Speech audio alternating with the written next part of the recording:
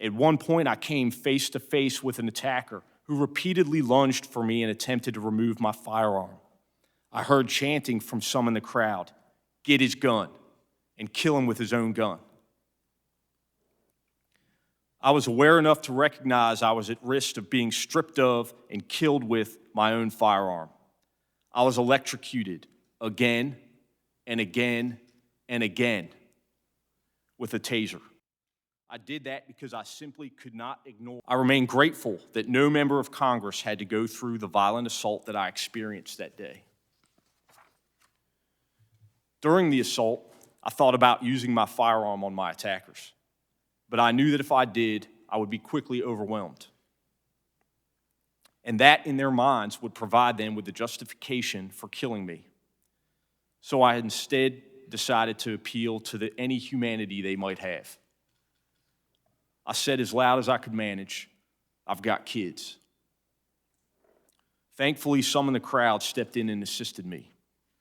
Members of Congress and their staff who work hard each day.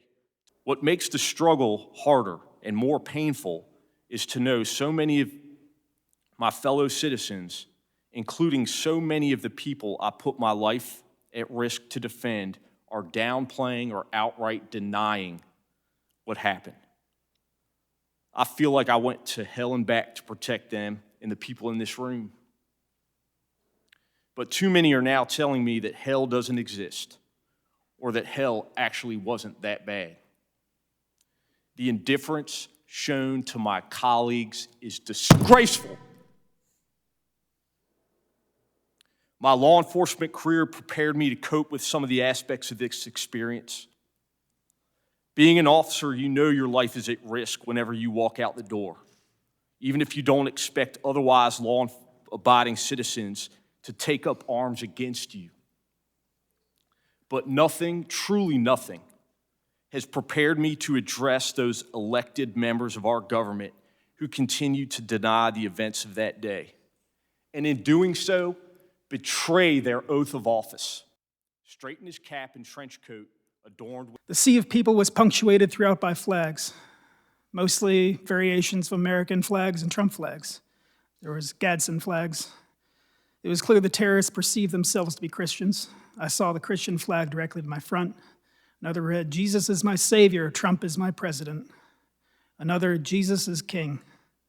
One flag read, "Don't give up the ship." Another had crossed rifles beneath the skull, emblazoned with the pattern of the American flag. To my perpetual confusion, I saw the thin blue line flag, a symbol of support for law enforcement, more than once, being carried by the terrorists as they ignored our commands and continued to assault us. Take them off before any permanent damage was done. The terrorists alternated between attempting to break our defenses and shouting at or attempting to convert us. Men alleging to be veterans told us how they had fought for this country and were fighting for it again. One man tried to start a chant of 4 more years. Another shouted, "Do not attack us, we're not Black Lives Matter," as if political affiliation is how we determine when to use force. A man in a QAnon hoodie exclaims, "This is the time to choose which side of history to be on."